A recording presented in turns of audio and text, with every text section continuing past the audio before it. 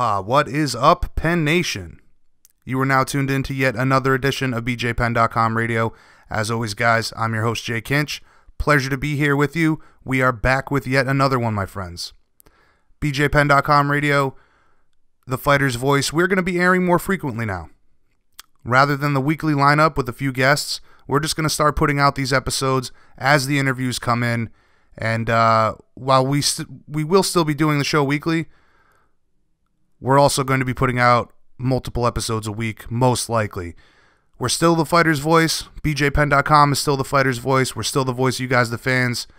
But we're going to be continuing to bring these voices more frequently now, more regularly. Also, I think I'm going to stop wasting your guys' time in the beginning of the show talking about some news. We're just going to chat it up with these athletes, keep it moving, and talk about the stuff that you guys actually want to hear. So before we get into the guests, you guys already know this. Your home for MMA news is BJPenn.com. We are your premier source for all things mixed martial arts. We've launched a new layout for the site, which I think is pretty dope. BJ, Chris, and Rude Boy Troy, they're doing the play-by-play radio show, and we are just getting started, folks. Make sure you follow us on social media, stay up to date. You guys know where to find us already.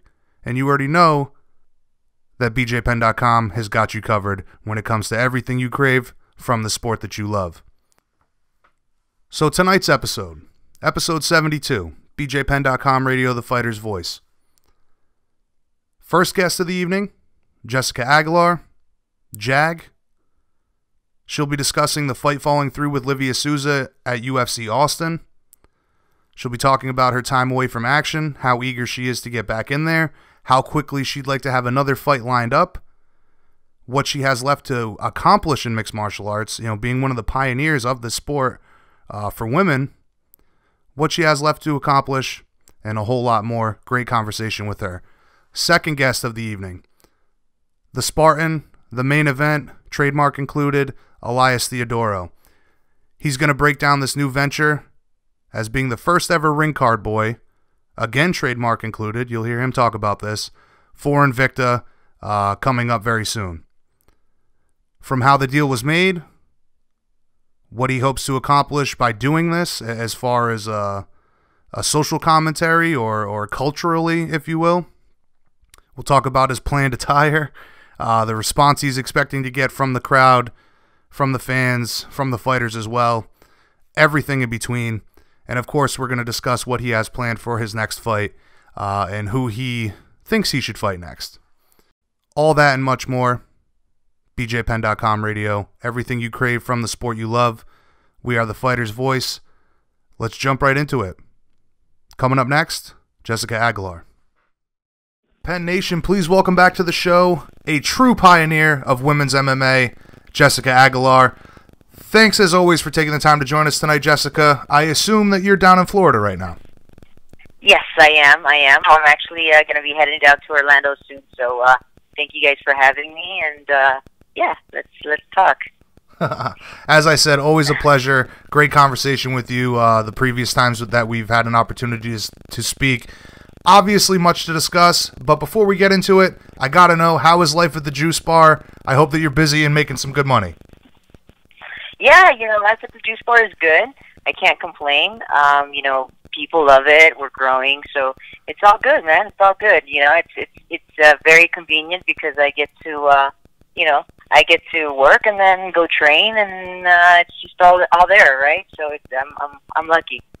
So I know that being an owner of a small business like that, especially in the food industry, very difficult stuff. A lot of things to juggle.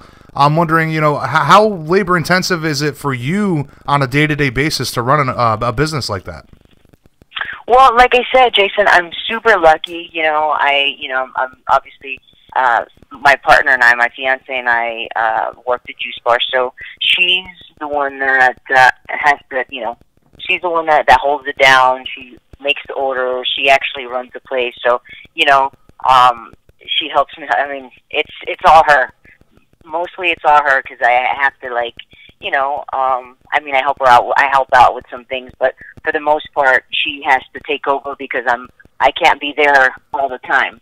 Right. So I'm lucky to have her, and she holds it down for us. Very good. Who does the finances? Oh, well, I do the finance part. Yeah, I do the finance part. So the finance part for me is easy. She takes orders, she does all of that, and you know, the finance part is pretty easy. So yeah. Very good, very good. So we were all very excited to see you back in action last week in Austin, but Livia Souza pulled out with a hand injury. First off, I gotta know, tell us about how you got the news and how bummed were you with this? What was your initial reaction? Yeah, well, you know, it was, I mean, I was super happy, obviously, to get back in there. I was feeling good. The camp went perfect. And just, you know, I was happy to get it back in there with someone my size. So I actually got the call a week before the Austin fight. It was, yeah, it was the last day of sparring, and you know, obviously I thought my management was playing with me, and they called me and they said, hey, you know, Livia's injured. And I was like, no, you're playing with me. He's like, no, she's injured, but, you know, we're going to be looking for they're looking for someone else. And I said, okay, cool. So I stayed optimistic. I was pretty bummed because I had trained, you know, my ass off for Livia, and everything was perfect. Everything was, you know, really good. I was in shape. I felt super ready, you know. My body felt amazing, and I was healthy. So there was a few replacements that came through, and then they for some reason or another they backed out. So you know, it's been pretty. I've been pretty bummed out, but I really want to get back in there and you know, and fight. You know, I understand that they're having a hard time finding fights for me, but you know, I'm doing my end to with all the training and staying ready and taking the fights. You know, I was ready for the other girls that came through, but you know, like I said, they ended up backing out. So here we are. You know, I'm just I'm going to stay ready. I'm going to stay. I'm going to be waiting, and you know, I want to just get back in there and make my paycheck. Well, you covered a lot of bases there. First off, I can only imagine, you know, how much the wind is taken out of your sails when you're having such an incredible camp like you're talking about, and then all of a sudden there is no fight and the possibility of no replacements coming up either.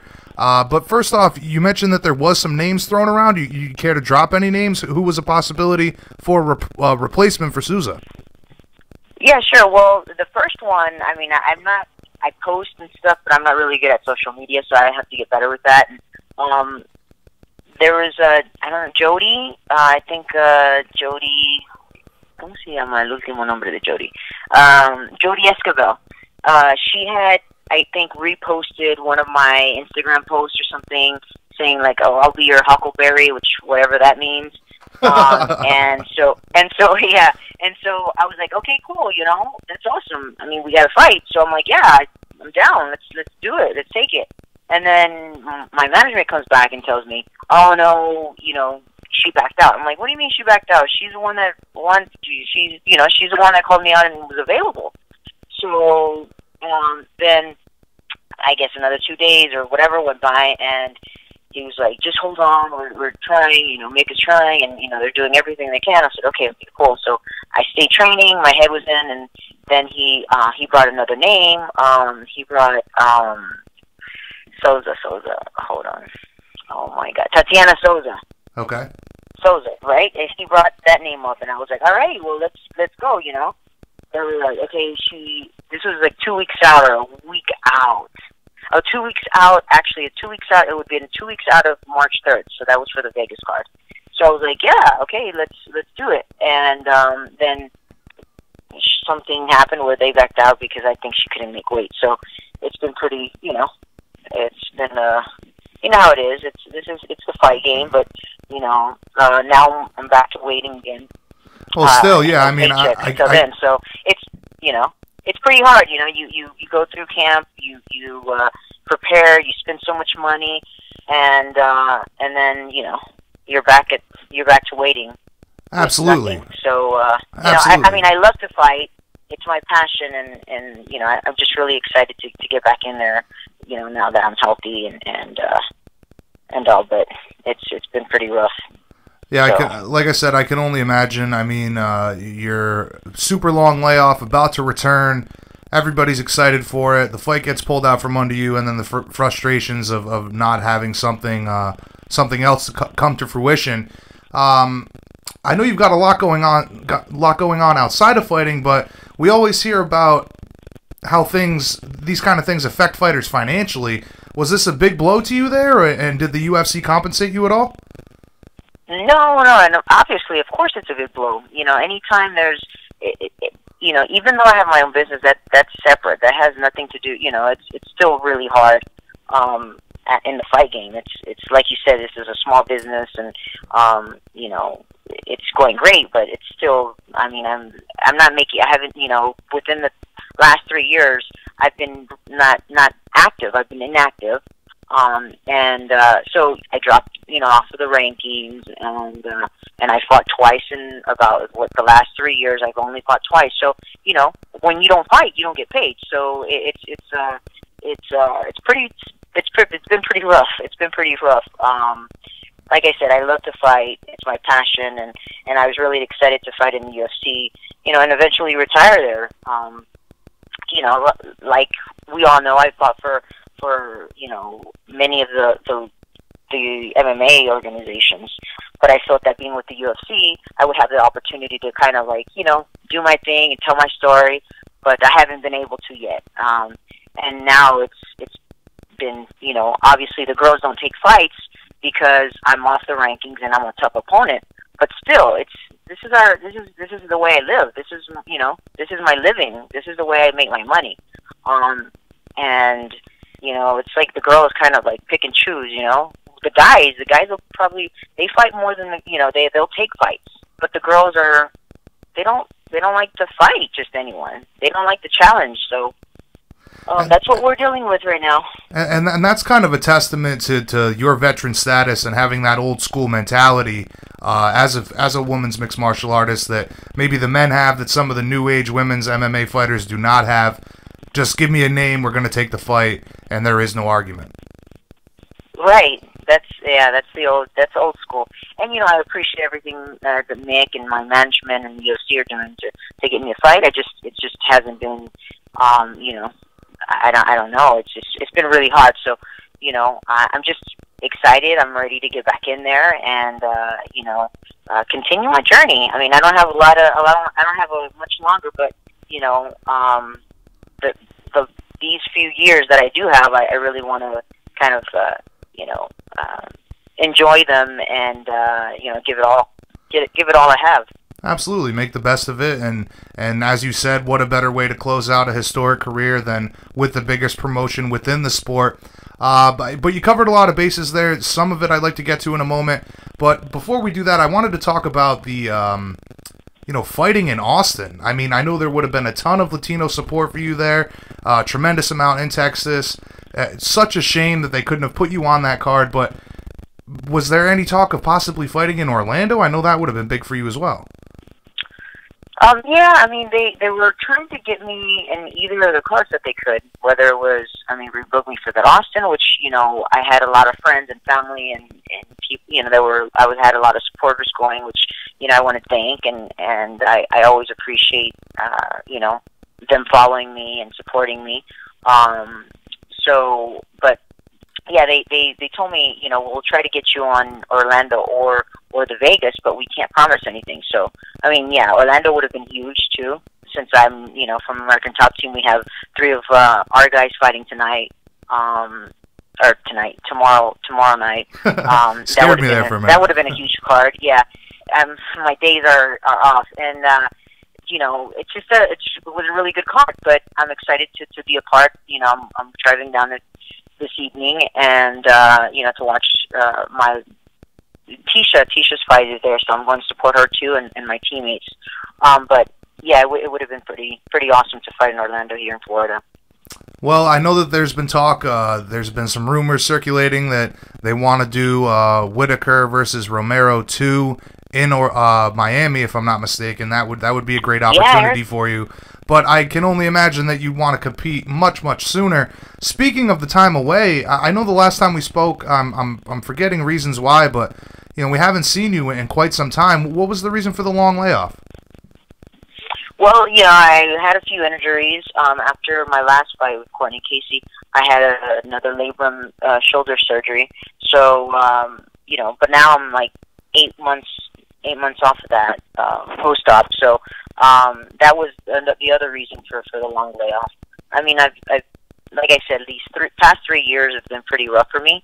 I've had like several injuries happening, and I've been trying to get over those, and then I get back, and I have to go back under, and so. But you know, like I said, for this camp, everything went great. I felt great. My body feels good. I feel like I'm getting my rhythm back. But you know, unfortunately, it's a fight game. This is what happens, and now I'm just gonna stay healthy, ready, and you know, just keep waiting again. You for another opportunity. Absolutely. Well, you talked about longevity there, and you know, the bumps and bruises that come along with this sport. I believe that you posted something on social media. 12 years in MMA, is that correct? Yeah, that's right. 12 years. That would have been really cool, actually. Now that you mentioned that, I forgot. It would have been like an epic night in Austin, because February 18th would have marked my 12th year anniversary, and that was the day that the fight was. So I was super pumped about that. Yeah, it's been 12 years, man. 12 years. I can't believe it went by so quick. You know, and I feel happy about my career, but I'm just right now. This last few years haven't been quite as I thought or wanted it. But I guess it's the sport and it's life, and this is the kind of things that happen. But I'm not going to give up yet. You know, I'm not ready. I feel good, and I still have a lot to give. Have the story. It's a story of my journey to share with everyone. So it's not over yet. I couldn't agree more, and not to mention the story, your history of the sport, the longevity that you've had, but also you're a great representative and ambassador of mixed martial arts as well. So I could not agree with you there more. But you mentioned Courtney Casey. There was a bunch of controversy after that fight with the drug test, the fight being overturned, turned back again. What was your reaction to all of that? No. Everything's clear. I feel terribly sorry for her. So I think I don't know where it fell through. It's been a while back, but and so USADA, what USADA does is they keep a history of our when they test us, and her levels have been like that since she's been tested with USADA. In each state, I think the level of testosterone is a different percentage, it's different in every state. Right. Each commission has their different levels or their different requirements, right? And so in the state of Texas, it happened to be like a 4.4, I think, and she happened to be 6.0 or something. It was higher, but her going back in her history with USADA, where they're testing, it's been regular. So that's just her. It's her normal. And obviously we had her. You know, they did the double sample. They sampled it again, and nothing came up. So I felt really bad because of how they put it out there and put that out there about her. But yeah, no. If it's fair, it's fair, and USADA. I was really close to USADA, looking into all of that, and it wasn't anything she took. So that's all I was. I just wanted to be a fair fight, a fair game. If she took something, then yes, that's not fair. But that wasn't the situation. Right, right, and very diplomatic of you throughout, I must say. But given your record in MMA, being a pioneer, as we've discussed, coming into the UFC with a fair amount of hype from World Series of Fighting and all of the promotions that you've competed in worldwide, I can only imagine how eager you are to finally get a win in the UFC and showcase these skills that we've all been accustomed to seeing from you. Yeah, of course, man. I've been wanting to. This fight was the fight. I was going to be like, oh my gosh, this is it. It's my 12-year anniversary. It's a perfect matchup. It was just, it was going to be a good night, but it is what it is, and I'm looking forward now. I I'm just waiting, and I hope that they find me. You know, they put me on an April card as soon as possible, and then I get my chance to show, you know, to show my skills and to get back in there, to get my hand raised, and get back on that winning, you know, and I want to get back on the rankings. Like, this is, you know, I know that I'm in the top 10 of the division. I know that I'm in the top 5 in the division, and I can work my way back up. But you know, yeah, I'm looking forward for that. Yeah, I mean, being one of the veterans of the sport, formerly being ranked as one of the best in the division by many people. By many people. The best. Yeah, the best. Yeah, absolutely. I was ranked the best over 5 years. Absolutely. I went 10 fights without losing. And it wasn't like it was easy fights. You know, look at my record. I have the longest record in the strawweight division. I have the most fights in the strawweight division. I fought the best to be the best.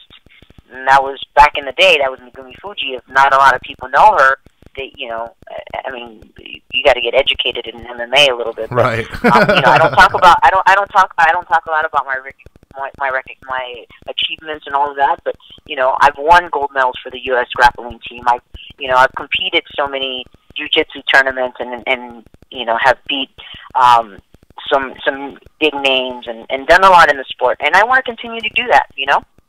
So and continue sharing my story and helping the new generation, because it's pretty amazing now, the growth that's happening.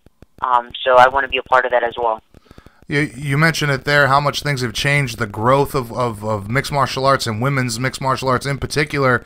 You know, given all of that and how much things have changed in such a short time for you and for the entirety of all of these women in mixed martial arts, do you feel like you still belong in the elite at strawweight? Do you still have title aspirations?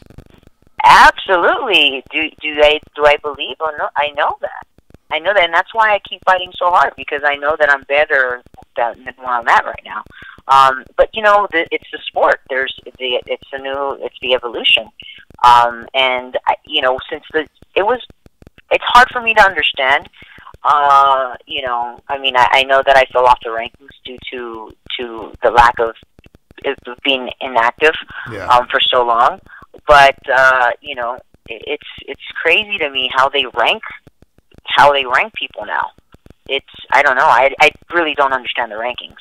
I really Nobody don't understand. Does. It used Nobody yeah, does. right. It used to be where like the best, you have to beat the best to be the best. You know, now it's just like, you know, who's more popular, who, you know, I don't know. It used to be. But that's another topic, and I don't even want to sound like a complainer. Me neither. It used to be. I just want to fight. I want to stay healthy. I want to fight. I want another opportunity to get back in there as soon as possible, get the win, and keep moving on. I want to stay active after hopefully I get a fight here soon, and you know, I win in a great fashion, and then I want to stay busy and just keep climbing and do what I have to do to get back up there. I just got to put in the work, and I'm willing to do that. I'm not willing to pick my fights. I'm willing to, you know, fight whoever they put in front of me. Well, your track record has certainly shown that, but you make a great point with the rankings. Nobody really knows what's going on, and in reality, it should be who is beating who, and that's how we should base it, not popularity contest, as you were talking about. But if you were able to handpick somebody, any matchup at this point, regardless of rankings or politics, you know, aside from the champion, who do you think would be the best matchup for you? Who would you choose? The best matchup? I don't even know about the best matchup, but somebody that I would like to fight. I'll tell you somebody that I would like to fight. Before my career is over, I really want to get my hands on Carla Esparza again. So let's just put it out there. Okay. I don't even know if it's a good matchup. I don't care if it's a good matchup or not, but I'll train my ass off to beat her ass. So excuse my language, Jason, but yeah, that's somebody that I really want to get back into with. And I've already beat her once, but she's talked so much that, you know, she makes me want to get back in there with her. I'm not that kind of person. Like, I really don't have problems with anyone. Like, as a female fighter, you know, for me, martial art is like old school. It's about respect and honor and all of that stuff. So, and I know that it's changed a lot with, like, people have to talk you know, you have to be a certain way to be more popular, and you know, all these things. But that's somebody I want to get back in there. Yeah, I've talked about it time and time again on the show, the era of trash talk, and how I do miss the old school of the Bushido code and honor and respect amongst your opponents. But, you know, you mentioned Esparza there. She's certainly still very relevant in the sport, in the division. Right. I mean, that's a good matchup for me. I would make that fight. How many fights do you think you need to get back into that upper echelon of the division? One or two, or one big performance, and you're right back in the mix?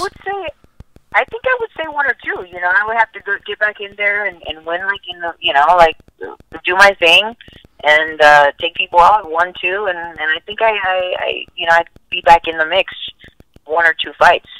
I mean, if anyone takes them, I understand that they're having a hard time, but you know, I'm sure there's somebody out there that wants to make a paycheck like I do, and wants to, you know, challenge themselves and get a fight. So hey, the old lady's right here waiting. So when you look at the landscape in the division, again, we've talked about a lot has changed. Who are you most impressed with? You know what? I'm really impressed with Tisha. Honestly, she's, you know, I'm so proud of her. She's worked her way up, and you know, she's going to do her thing tomorrow, and I think I've been impressed with her the most. And Rose, obviously, Rose Namajunas, also I've seen her growth, and you know, she's a champ in the division now, so I'm really impressed with her. But I mean, yeah, those two I've seen them grow, and now they're, you know, they're on top. So it's good to see. It's good to see good people on top and doing their thing, you know. Absolutely, Tisha's always been talented. I mean, you can't say enough about her. The tiny tornado. I've had a good relationship with Raquel throughout the years, and seeing all of that play out is very cool as well. But you mentioned Rose there, and we were talking about the Bushido code and moving away from trash talk. Maybe it would be a great thing to see in this sport.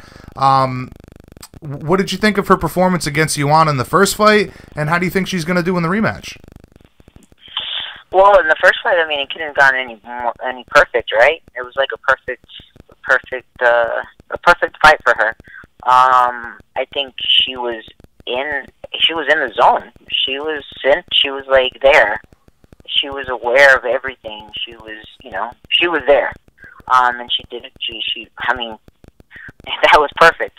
The second time around, it's gonna be tough. You know, I think she can do it again.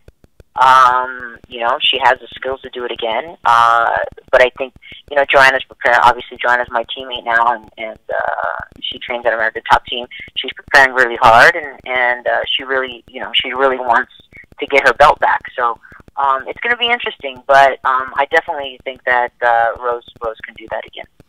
You know, you talk about ATT there and all of the incredible athletes at that gym. Luckily, at BJPenn.com, we've had the opportunity to work with so many of the guys and gals from that gym. Man, what is it like just walking in there on a day-to-day basis and just seeing such a wide variety of all these top-notch MMA athletes from all kinds of divisions? Could you say that again, Jason? I'm sorry. Yeah, no problem. I was just saying that, you know, at the website we've had the pleasure of working with so many people from ATT, and I'm just wondering what it's like to walk into the gym daily and see this wide array of athletes and the top of their games from all across all divisions. It's amazing. You know, it's just like another day. I mean, I've been there also for 12 years, and it's just like home, you know. It's going in, you see all these guys, and, you know, most people, they walk in, they're like, oh my gosh, did you see so-and-so, you know? And it's just a great feeling, because there are, you know, you're training with other champions, and you know, it's just a great environment, and I think that it just motivates. We just motivate each other, the energy, and you know, I hope that we're doing that for the youth that's watching us as well, that is planning to go in our direction. So. It's pretty cool. It's a pretty cool experience. It's been a pretty cool experience of, you know, being at ATT for so many years. it's just like any other gym, you know. There's good and bad, but I mean, the gym is full of champions, and it's full of talent. It's full, you know, we got some of the best coaches in the world, and so it's and you know, I couldn't have a better opportunity also to have my business there. So you know, I'm very grateful to Dan Lambert for everything he's done for us fighters there at American Top Team. Yeah, I'll tell you what, not enough credit gets thrown Dan Lambert's way in this day and age. That is for sure. So we want to throw that credit. I'm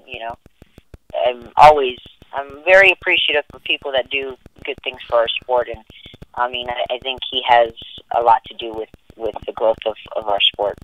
Absolutely, absolutely, and you're definitely one of the OGs of the gym. That is for sure. Oh, that's for sure. You know it. I mean, I was the first girl there, so it's pretty cool too to say that. And I've seen a lot. You know, I've seen everything from the beginning of ATT, and it's you know, I'm still there. We're still doing it. Right.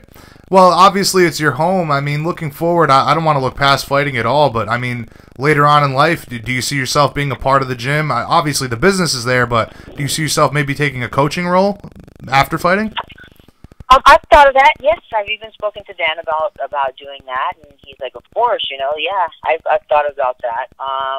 But I've also had, you know, my idea is also to open my own gym. You know, maybe an American Top Team. You know, there's some ideas that I have and some things that I want, but like I said, I don't want to look, like you said, I don't want to look past my fighting.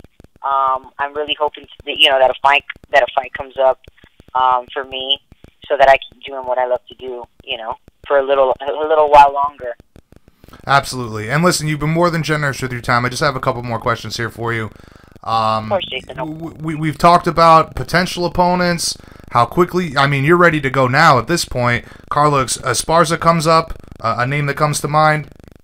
But barring any injuries or any more fight cancellations, hoping that does not happen to you again, how many times would you like to compete this year? Man, as much as I can. I'll be a Carla Esparza, man. Call me up and I'm there. I want to turn into that Carla Esparza. Just call me up and hey, let's go. I'll saddle up and let's go. So yeah, no. I want to be active. I want to get my rhythm back, and I want to get back in the mix. And I really want to, you know, like I said, enjoy the little while that I have to go in the sport. I really want to enjoy it and be active, stay active. I want to catch up with the paychecks that I haven't made in the past three and a half years. Well, I certainly look forward to it. I certainly look forward to it, and it's always a pleasure to not only speak with you, but even more so to watch you fight. Definitely a veteran of the game. I guess in conclusion, and thank you again, great conversation as always. In conclusion, tell all the Jag fans out there what they can expect from you this year. How soon should we hope to have some news of your next fight? And what can we all expect to see when you finally get back into the cage?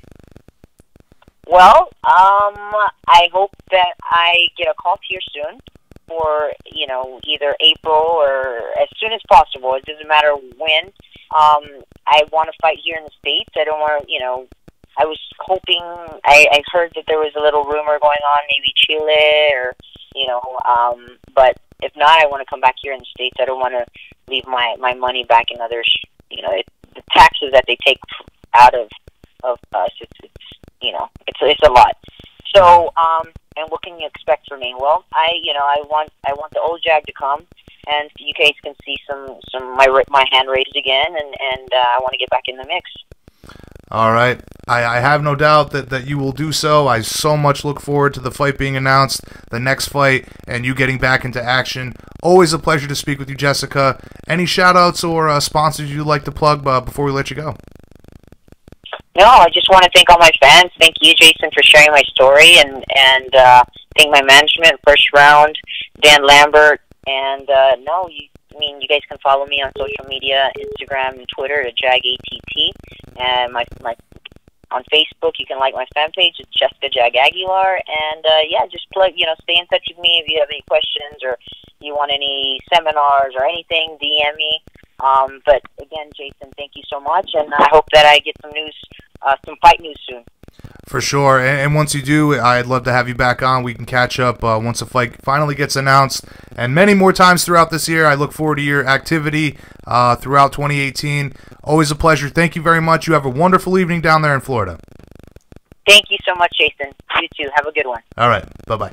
Bye. Bye. So I hope you guys enjoyed the conversation with Jessica. For anybody that's not familiar with her, go back, read up on her, watch her old fights, and you'll start to understand just how good she is and how long she's been working very hard in this game. I certainly hope that she gets the fight announced soon, and we see her return to that form that we all know she's capable of. Hopefully the fight with Carla Esparza, there's a lot of cool opportunities for her on the horizon if she can put together a couple of big wins and hopefully get that title shot eventually. But as I promised, we're going to keep it moving, guys. Coming up next, UFC middleweight, a man who's done a hell of a job marketing himself. He'll be the first ever ring card boy, trademark included, Elias Theodorou, the Spartan, the main event. We'll be discussing all the projects he has going on, who he'd like to fight next, what makes sense for him, what timeline makes sense for him, whether or not this ring card boy thing is going to be a recurring role for him going forward, and a whole lot more. Coming up next, the Spartan, Elias Theodorou. BJPenn.com radio, the fighter's voice. All right, Penn Nation, please welcome back to the show the man with the best hair in the business, known as the Spartan, sometimes known as the main event, more recently known as the main event, Elias Theodorou. Thanks for joining us tonight, Elias. Much to discuss, of course, but first off, man, tell me, how is your 2018 going so far? So far, so good. First and foremost, thank you for having me. Always a pleasure to chat. Out to the gate running in many different fields outside of the cage and looking hopefully to get back in there in the cage soon. Really busy week, but having fun the whole dang way through. I have no doubt, man. I want to say the last time we spoke was like right before the Cesar Fajeda fight. It's been a while, man. Since you've had that fight, you've gone 1-1 in the UFC. Most recent win was over Dan Kelly in Sydney, Australia. Before we get into this awesome news, being the ring card guy for Invicta, what's next for you? Any news on an opponent? No news yet.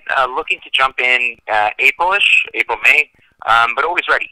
I'm a professional athlete, 365, and even though I have a very busy day, outside the cage, I'm still training every single day, and a professional athlete as well. For sure. So you mentioned April there. Is there any venue or date you have in mind in particular?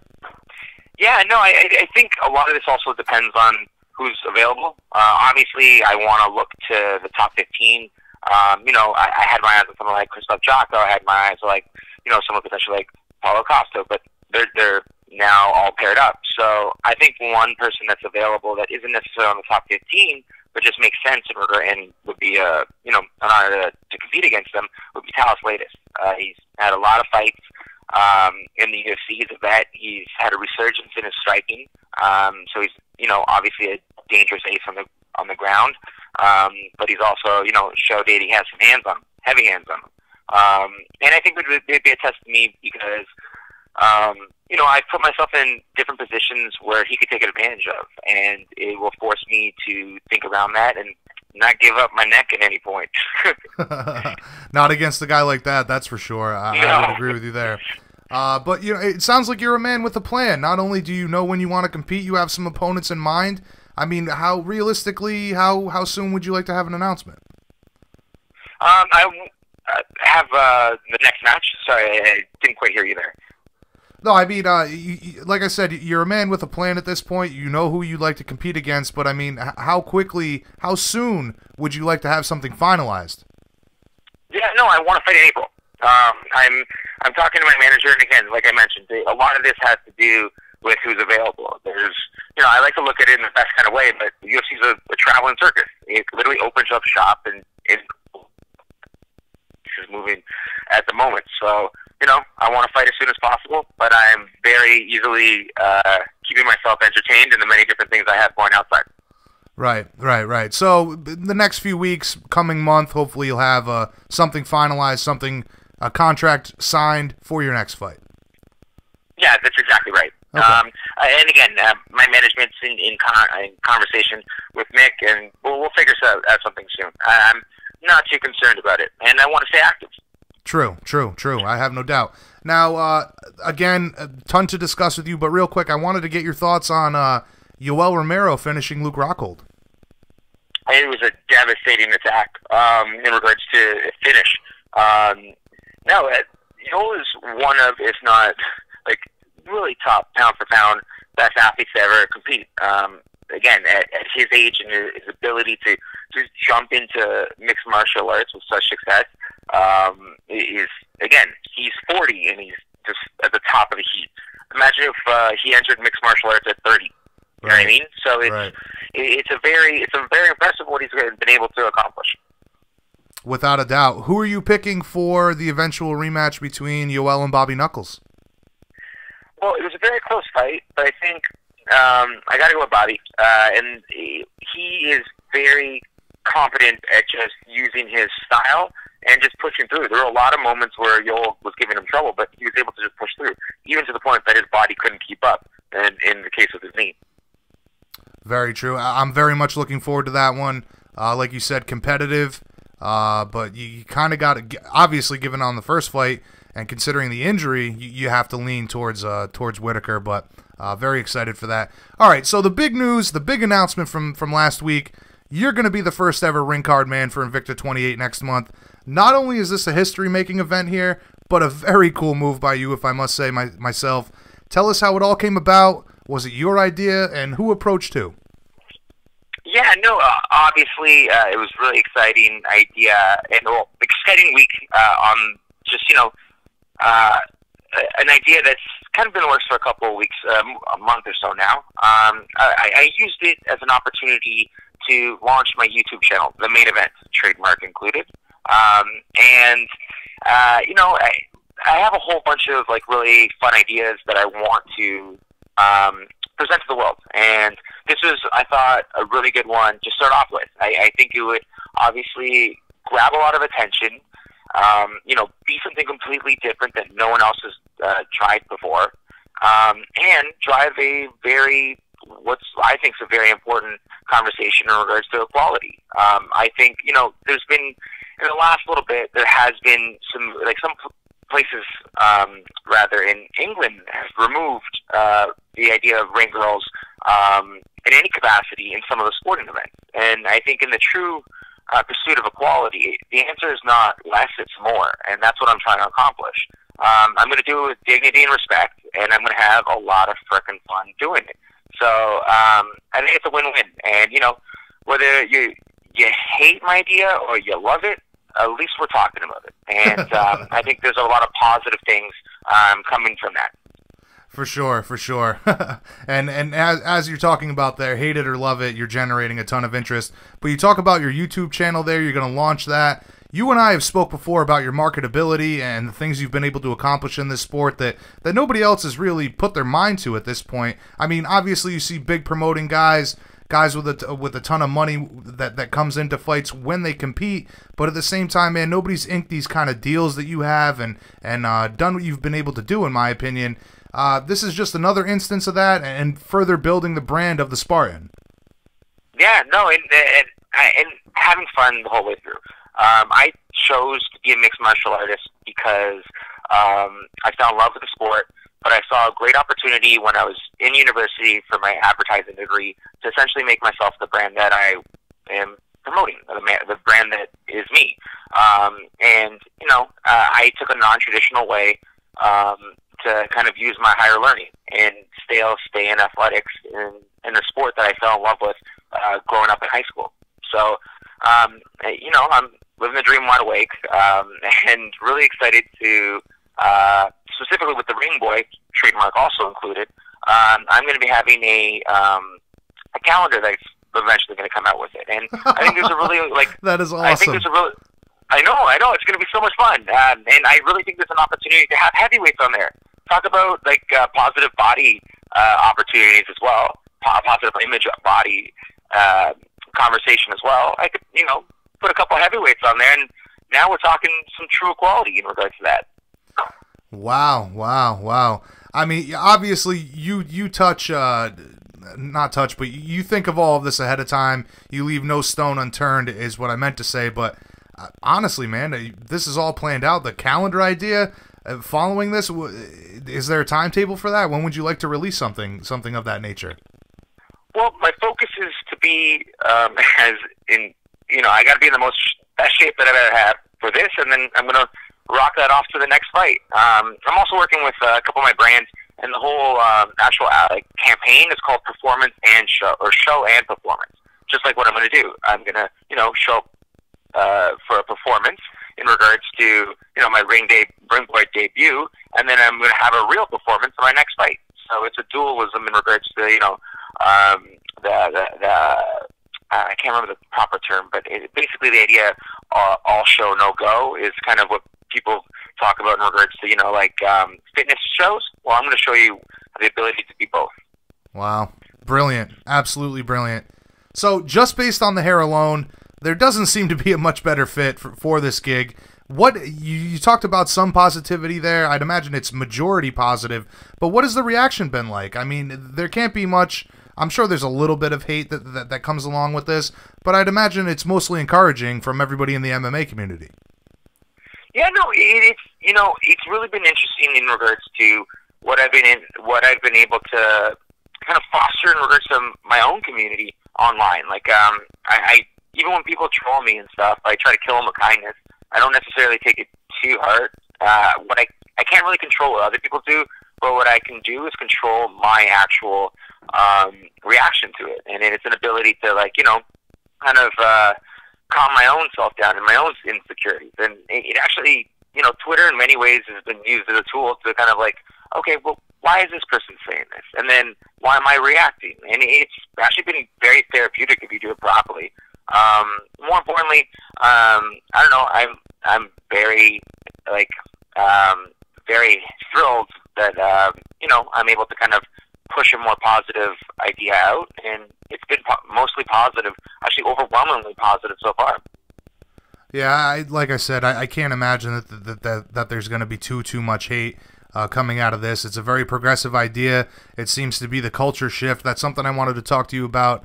Well, let's get to it now. Given the paradigm shift in culture of humanity, the current movement of female empowerment becoming so mainstream, you have made quite a buzz with this announcement. I've seen a lot of outlets covering it, not just mixed martial arts either. Was this just an instance of doing something cool for you? Are you trying to enact the change here? What's the motivation? What's the message for you? A little bit of column A, column B. Again, I don't think there's just one set narrative. What I planned on doing was essentially promoting my YouTube channel. I have some really fun ideas that I want to share, and I thought this was a great one to have out of the bank and, drive a really fun, moment for myself, but a larger conversation in general. I'm just doing me and loved the opportunity to talk to like-minded individuals because of it. Now, you talked about wanting to have fun with this. I'm wondering, what is the job going to entail exactly? I cannot imagine that you're not going to make this special and historic to go along with the narrative of it being a historic undertaking. Yeah. It's so funny. If anyone that actually watched the video that I did on the Main Event YouTube channel, I was nervous, and I still am nervous. It's really me getting out of my comfort zone in the most vulnerable way, psychologically, someone could kind of do. I'm jumping into a female-dominated, career, and I'm trying to do it my own way, but in a classy and tasteful way. So what's the dress code going to be? Are you going to go in there Chippendale style? I mean, what? No. Invicta has always been on the forefront of being classy and right. and very so classy and sexy at the same time.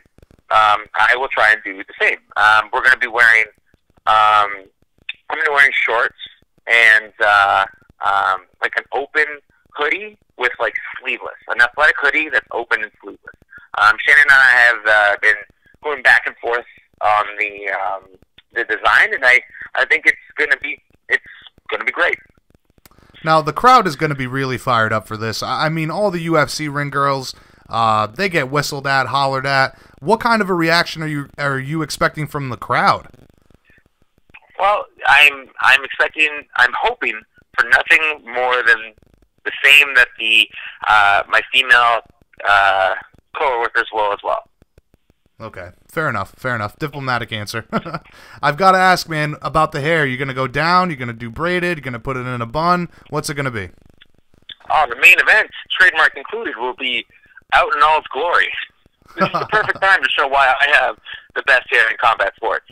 Now, you said Ring Card Boy trademark. Have you trademarked that? Yeah, yep. Basically, the way it kind of works is I did the same thing with the main event, right? So I own the main event North American-wide, even to the point where if Gucci Mane ever was to have the main event TV show on, I would send them a cease and desist. But it's neither here nor there. Right. So I'm essentially in the process with I've already done the Canadian, and now I'm in the process of filing an application, et cetera, et cetera. But either way, I pretty much have claim from it in my Canadian trademark earlier this year that makes it retroactive, and it's kind of like a game of who did it first. So, I already have kind of claim to it, and by the end, I think it's 2 months, I'll pretty much have the direct ownership of it in the States, but it's essentially mine. So is that just a good business move by you, or are you really trying to spearhead something that maybe you'll be involved with moving forward? Yeah, no, definitely. I think Ring Boy can last way past my athletic career, and I think there's a huge opportunity, again, if it becomes a successful calendar, what else can it come from there? The main event, there's a podcast. I also have a couple other really exciting things in the works for 2018 that once the chips start falling, everyone will kind of, again, let's just say that Ring Boy, I'm really excited for it, and it's probably one of the next 5 things I have to announce this year. Yeah, I know you're a guy that keeps busy, and there was a couple other questions I had for you about previous projects that we had talked about, but I'm wondering, it sounds like this is not going to be a one-and-done thing for you. This is a recurring role that you're anticipating going forward. Yeah, I'm hoping so. And the conversation I've had with the Invicta team has been, supportive, and I'm so excited to be part of the team and looking to make it a long-lasting thing. So, speaking of roles, it's been a long time since we spoke. I wanted to ask about the Street Fighter movie. Did that ever finish filming? Did it get released? Did I miss the release? What's going on with that one? Still in the works. So, it is one of the really exciting things about this. It has allowed me to learn in many different fields, and this movie is no different. If anything, it has allowed me to totally understand how a business works. Because when you essentially put together an independent movie, similar to the hit that happened, Get Out, right? So the purpose of what you do with these companies is you essentially start it on a certain date, and you do sometime, let's say an Indiegogo, right? And all that does is it shows the first little bit of the first little bit of income that your new company has, and that's essentially your film. And that's how you get started. So I'm going to be starting an Indiegogo shortly, just to kind of, again, it's think of it as like the virtual, not even the virtual, the figurative, when people break the ground for a home or like a building that they're going to do, like they break ground or whatever. It's the same kind of a concept. So I'll be announcing an Indiegogo in the next little bit. It's going to be really fun. We changed the title now at this point to Last Hit, and that is a working title because we are in early conversations with basically the people that own the trademark, and we're just filing the details before we can officially call it what we want to call it. Cool, man. You talk about crowdfunding there, and especially with independent films. I mean, I actually went to school for digital recording, so I'm pretty familiar with the film side of things as well, and I know how tough it is to do an independent film. I mean, just getting the funding alone to do it right. But you mentioned crowdfunding. I'm pretty sure Super Troopers 2 got all of their money through crowdfunding. Yeah, that's a classic. I'm so pumped for Super Troopers 2, actually. Obviously, his schnoz there definitely tastes like schnoz bears. I know, and they've even I think they're going up to Canada for that one too. If I'm not mistaken, in the trailer. I think there's a certain thing that is legalized that they're coming down to inspect, if I remember correctly. Awesome. So, staying on topic with all the work you have outside of mixed martial arts and competing in combat sports, how is the life as face of Pert Plus, man? Live and well, just like my hair. No, I'm really excited to potentially bring actually a bunch of Pert swag to Invicta. And, if all goes well, every single competitor will have their own 2-in-1 to take home. Wow, that would be a huge promotional kick for you. That'd be awesome, dude. I think so, too. And again, the real beauty about this is the fact that Shannon has been so open and, just a great, person to work with. And I couldn't be more honored to be a part of the team. And I'm really thankful for all of her help. Yeah, Shannon Knapp does not get enough props in this sport. That is for sure, man. Yeah, 100%. But you know what? She is someone that is always pushing forward, hustling hard and working hard, and she's too busy putting her head down and working to even care. Right. That's her least concern. She's more about putting on great fights with great athletes, and yeah, for sure, man. All right, so one more off-topic thing before we wrap this up. Tell me about life as TriStar, and what is the word with GSP? You got to give me the scoop, man. Yeah, it's scoop right now. I'm making my time both in Toronto and Montreal as per usual. Currently in Toronto, but I will be there later this week. It keeps on keeping on in regards to obviously one of the beautiful things about TriStar is what I fell in love with mixed martial arts was the idea of the fighter's journey. And they very much have people coming in from all over the world to train there, and it's an amazing thing to kind of be a part of that. Definitely. So, getting back to your own career, I know you said that you'd like to compete coming up here soon. You hopefully have a fight announcement within the next month or so. How many times would you like to compete this year? And will the Spartan break into the top 10 for sure in 2018? I'm hoping for at least 2, maybe 3. It just depends on all the outside stuff. But after my next opponent, if they're not already ranked, I'm definitely looking for a ranked opponent. Without a doubt, I certainly hope that's in the near future for you. Again, given the marketability, your skill set, watching you compete, the future is very bright for you as always, Elias. In conclusion, thank you so much, Jason. Really appreciate it. Greatly appreciated, man. In conclusion, tell all the fans out there how to get in touch. What can they expect at Invicta 28? Why do they need to make sure to tune in? And plug anything you'd like to plug, man. Yeah, well, always a pleasure to be here. Everyone can find me on @Elias Theodorou on both Twitter and Instagram. Feel free to join in on the conversation on Twitter for this UFC event and every UFC event pretty much moving forward. And join in the conversation. Excited for Invicta 28. Excited for a great night of fights and to be a part of a really fun night, and hope to bring more attention to women's mixed martial arts. All right, and just before we hang up here, it's the main event on YouTube. What's the YouTube handle? Yeah, the main event, and there is the trademark. You'll see the trademark and my logo. It's basically just a Spartan helmet with a little bit of hair. Awesome. Okay. All right, listen, great conversation as always, Elias. Greatly appreciate the time. Looking forward to Invicta 28, all of these awesome projects that you have going on, and of course your next outing in combat as well. Hopefully we can catch up again soon. You have a wonderful evening up there, my friend. You too, and let's chat once I get my fight set. Absolutely, man. Deal. All right, brother. All right, looking forward to it. Take care. Have a good one. You too. Thank you very much for tuning in to episode 72, Penn Nation. This was BJPenn.com Radio, the fighter's voice. I'm your host, Jay Kinch. Pleasure to be here with you. Every time we get to put out an episode, there'll be another one coming again soon. Stay on the lookout for that. Big things coming with bjpenn.com in 2018. Like I said before, guys, we are just getting started. Make sure you subscribe, share this podcast, follow us on social media, bookmark us, bjpenn.com/MMA news. Stay up to date on this sport that we all love in mixed martial arts. Until next time, my friends, peace out.